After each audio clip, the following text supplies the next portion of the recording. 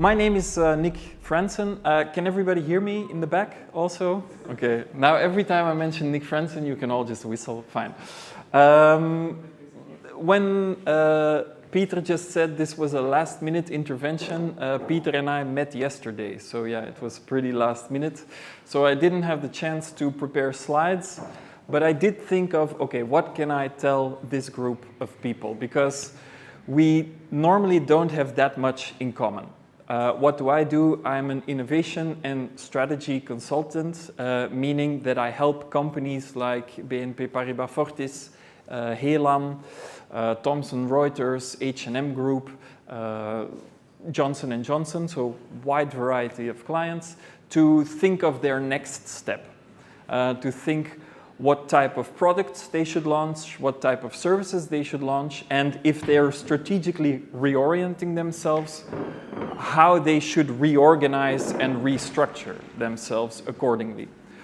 So, when it comes to IT architects, enterprise architects, we mostly meet each other rather late in a process, in a project, if at all, right? There's not many places where our roads intersect.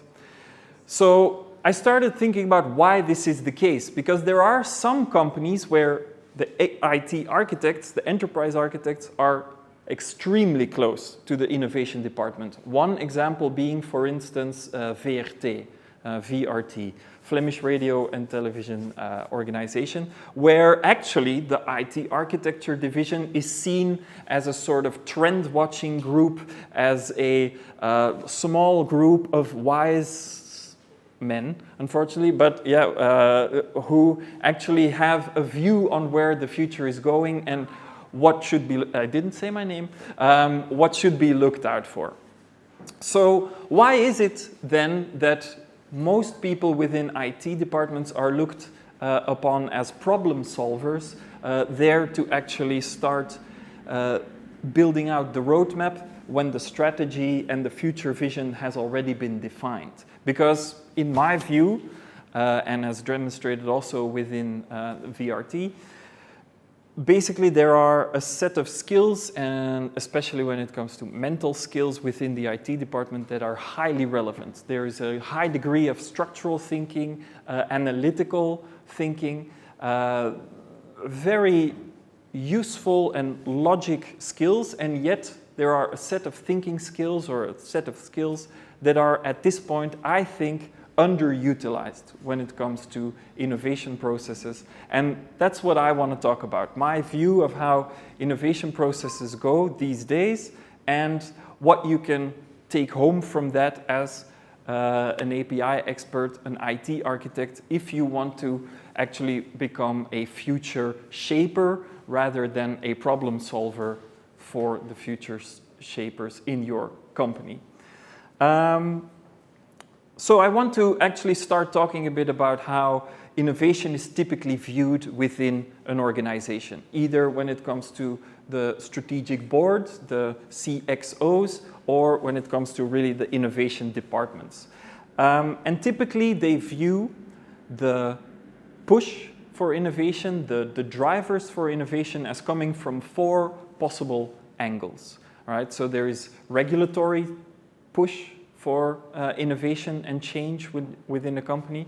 There can be technological advancements that push change. There can be new consumer demands that also drive a company to change. And then the fourth one, being actually often an effect of the previous three, is new competitors, new disruptors within a market. And those typically generate a reason for change within a company, meaning that the chiefs within the company start realizing, okay, we actually need to start working a bit differently.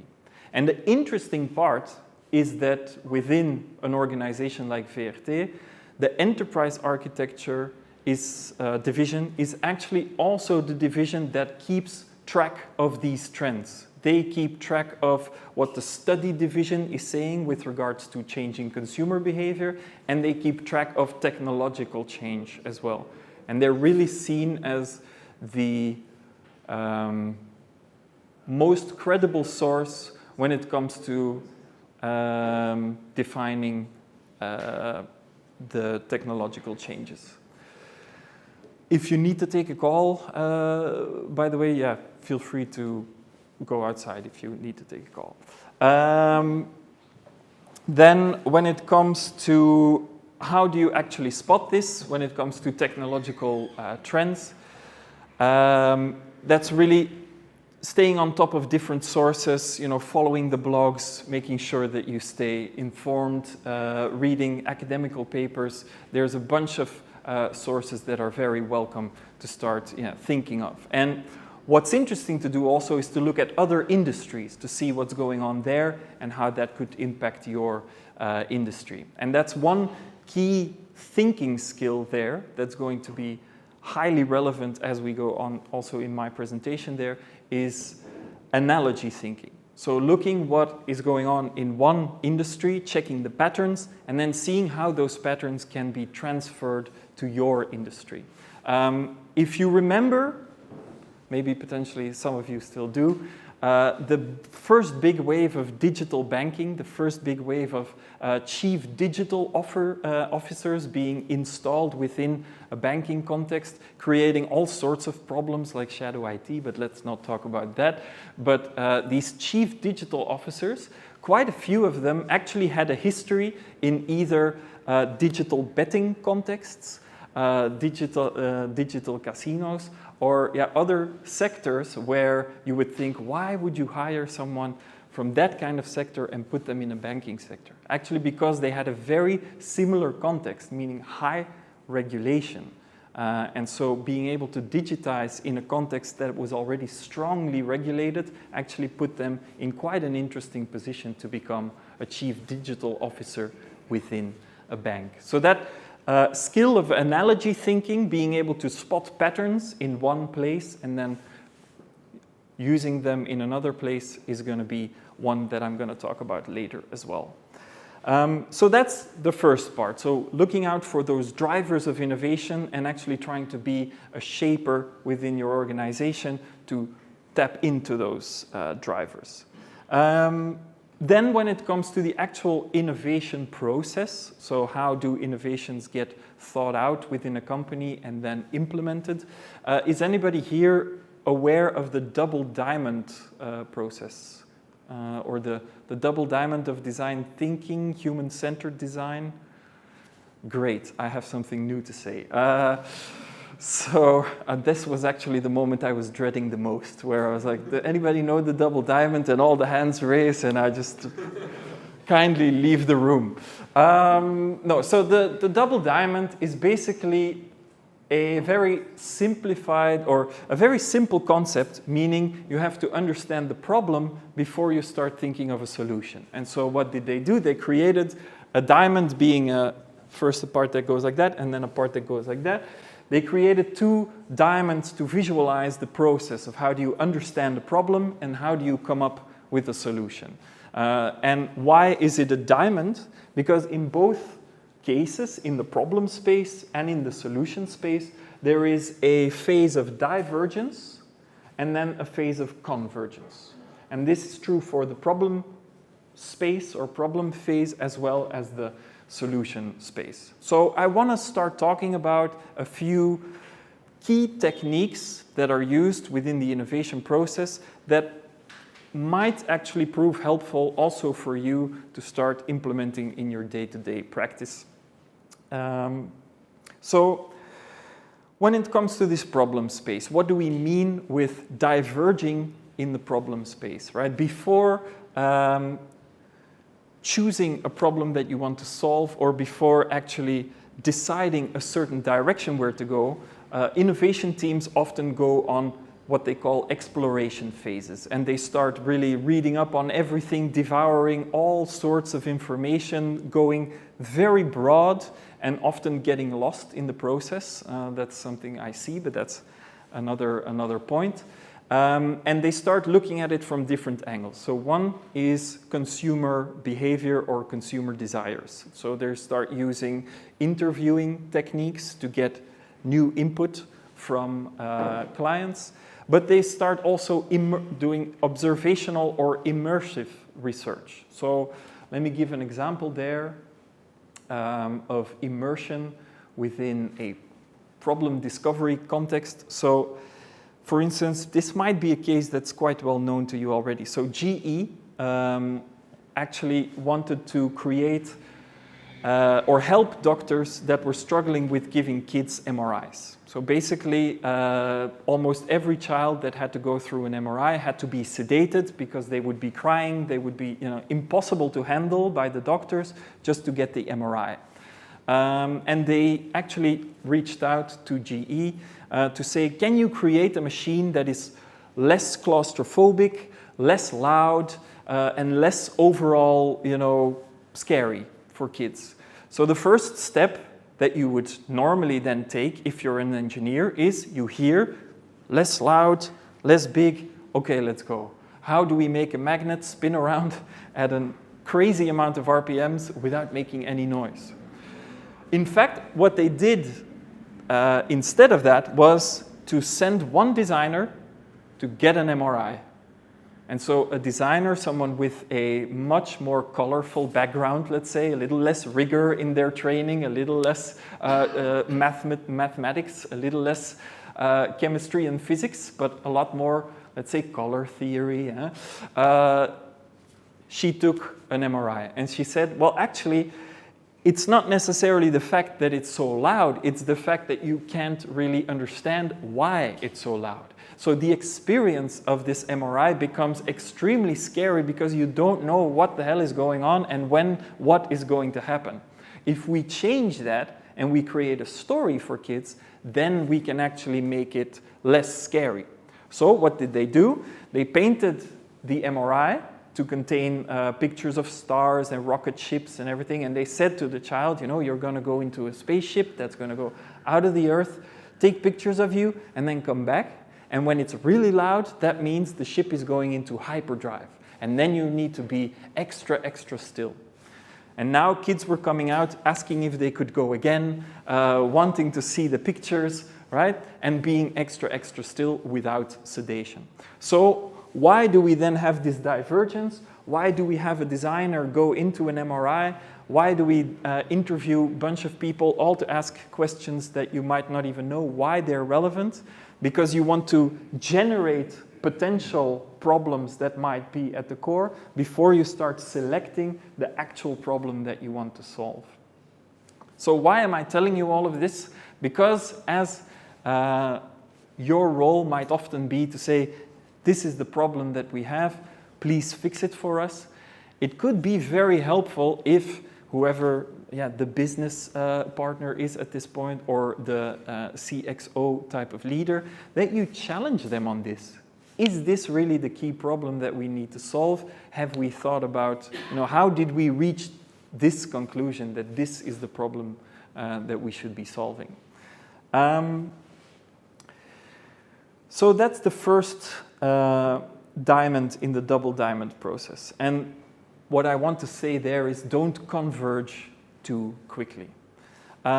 So what's the thinking skill here? There was one client of mine, ING. We did a leadership training with, you have the CTO, the CEO, the CFO, all in this training about what is innovation, right? And how do we, as a leadership team, encourage innovation within our teams, and how do we encourage them to come up with the data to back up their decisions, to have evidence-based decisions. And then the CEO, Pinar, she was 35 at the time. I remember being pretty impressed with her as a person, and she said, why don't we just launch the question, how do you know? And we allow everybody to ask everyone within the company, how do you know? And they started printing it everywhere, and it started to become really a thing. And in the end, it really started helping this company to become more outward-oriented, to become more data-driven. So they started doing a lot more interviews, a lot more research, because the question was, how do we know that this is the problem to solve, that this is really what we need to be doing? A lot of this, I understand, by the way, is common sense. So I understand if it doesn't really sound like something very new, but that's also good news, because that means it's very implementable within your day-to-day. Now, when we come to that second solution space, that second diamond, why do we diverge here? This is something you've all heard before, the brainstorming phase, right? The phase where there is no such thing as a bad idea, all ideas are welcome, etc. To tell you the truth, there are such things as bad ideas, right? So it really does exist. The problem is just that if we let people know too soon that it's a bad idea, their egos are hurt and they don't say anything anymore. And they stop thinking creatively and they start thinking, I'm not creative, and they stop thinking creatively. So why is there this divergence? Mostly because you need to create an atmosphere where all sorts of thinking is relevant, is welcomed before you start selecting. A quick example why this really helps. There's a photography professor at the New York University of Photography. He always, in the beginning of the year, tells his students, one of you will be graded on, you can choose which group you're in. Either you're graded on quantity of the amount of photographs that you send me, or you're graded on quality. And I just look at even one photo of yours and I grade it, and that's, you know, you're actually graded on quality here. He says that within the group of students that chose quantity instead of quality, there's always better photos than in the group that chose, no, I will focus on getting that one picture, getting, you know, the best one. And because what happens in this group is these people become overly critical, they start overthinking, they start holding back photography ideas, while the other group just says, go, go, go, we just need a bunch of photographs and we need to get going. So in this divergent phase, that's why we say there are no such things as bad ideas in a brainstorm, etc. Now, that's just a small aside. Another question is, how do you get ideas? How do you actually break out of the box? And even though I really hate that expression, it really does help to showcase something. And I want to actually lift out two types of thinking that I've also already talked about, analogy thinking and opposite thinking. Analogy thinking, like I mentioned before, is actually something that is extremely crucial to our human cognition. Anybody aware of Douglas Hofstadter by any chance? Gödel, Bach, yeah. Pretty interesting guy.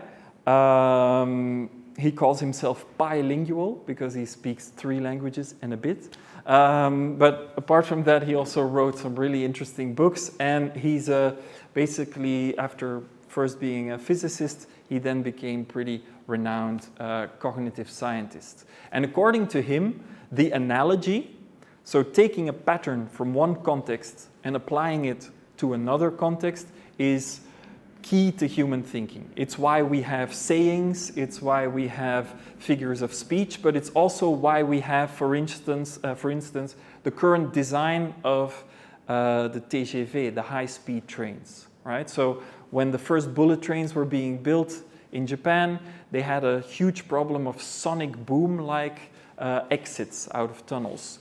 And they really didn't know how to solve it until the lead engineer, so a very analytical, very structured, logical thinker, went on a hike and saw a kingfisher fish dive into the water without barely making a splash. And he said, that might be something. Why don't we change the shape of our trains and see whether we can make less of a splash going in and out of these tunnels? And that's actually why these high-speed trains look the way they do. So what happened there is someone with highly technical knowledge saw this pattern and decided to apply it to their problem. And that's why I actually wanted to talk about that today, analogy thinking, creativity, in the context of today, because I think you need both. And innovation processes are often, categorized as being multidisciplinary, but to me, having been working in innovation departments for about 12 years now, what I think is undervalued is the fact that we all contain multitudes, the fact that each of us have actually many different qualities. And I often see the IT department being pushed back into the IT department as the problem solvers, as the structured thinkers who get called in once the creative thinkers have done their work. But I think the best ideas come when someone with the actual technical knowledge does the creativity themselves. So that's why I'm doing this the whole time, because I think it's very powerful when they come together. So analogy thinking, taking a pattern from one context and applying it to another. You can also do it, like I said earlier, between industries, taking a pricing strategy like yield pricing. Prices of flights are dependent upon the demand for that flight. That's actually an analogy with how the stock trading works. And then they started applying it also to how pricing in student bars works on special occasions and special nights. All of that is analogy thinking. And if you start thinking about it, a lot of our words also contain analogies. When you say, do you have some time between 3 and 5? Between is actually a word that we usually use in a spatial context, and yet we apply it to a temporal notion of time, 3 o'clock and 5 o'clock. So that in itself is already an analogy. We use language that usually serves one context and we apply it to another. Another thinking technique is opposite thinking. And that's rather than taking inspiration from outside, takes inspiration from inside a certain process. So one example of opposite thinking is we pay the doctor when we go to visit. When do we visit the doctor? When we're sick. So in effect, we pay a doctor when we are sick. There are communities in China where you get a subscription to a doctor and it's their job to keep you healthy. So as soon as you fall sick, the payment stops. Right? So that's a very cool way of becoming more creative, of generating ideas, is by looking at how do things currently work, what is the rule that we work by these days, and actually taking one element of that and turning it on its head. So we pay the doctor when we are sick can be turned into when we are healthy, and the other way around. So analogy thinking, taking inspiration from other sources and bringing it into your current problem or your current process, or opposite thinking, looking at how things usually work here and then turning it upside down. Another example of analogy thinking, by the way, is streaming services and software as a service. You don't own it anymore, but you stream it, basically, or you take a subscription. And I don't want to go too far over time, so what I wanted to share here today, let's see if I'll have anything else to add, is those few thinking techniques that you could apply within your day-to-day environment to become future shapers rather than the problem solvers that are called upon for their structured thinking only.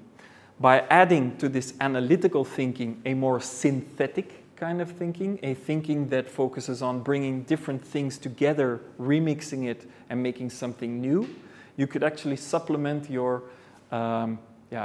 thinking kit, your arsenal, pretty intensely and pretty powerfully.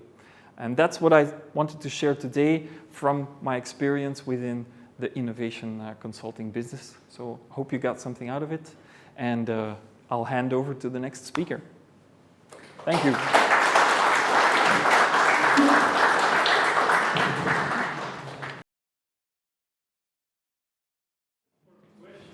Ooh, wow. For Nick.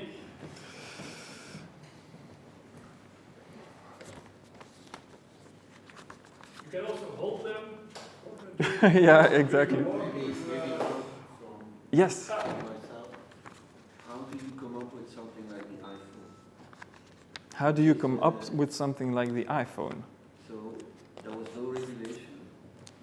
The technology was there, but okay. Mm-hmm. The consumer had no idea what to imagine it. Mm-hmm.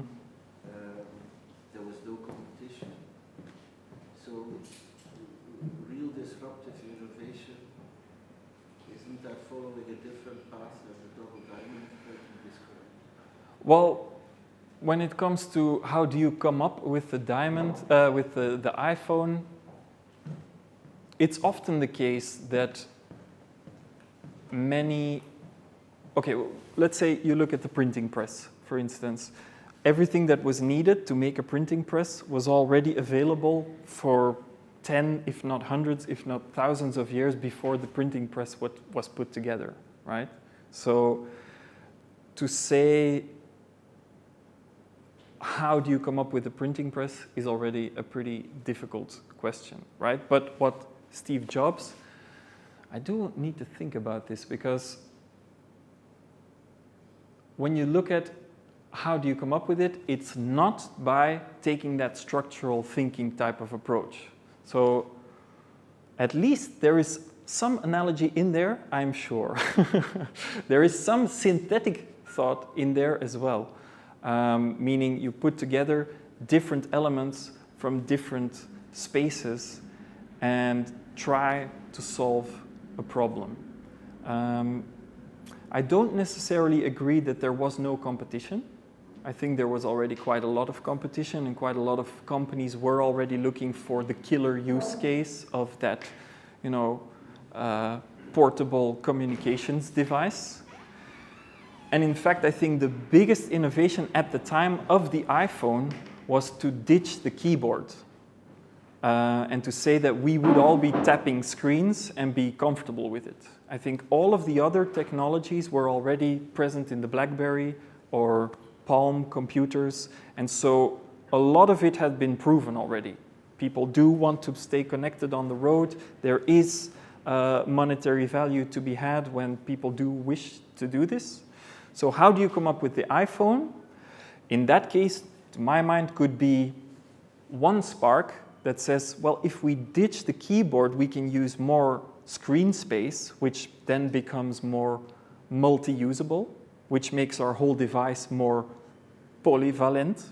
That's not an English word, but polyvalent.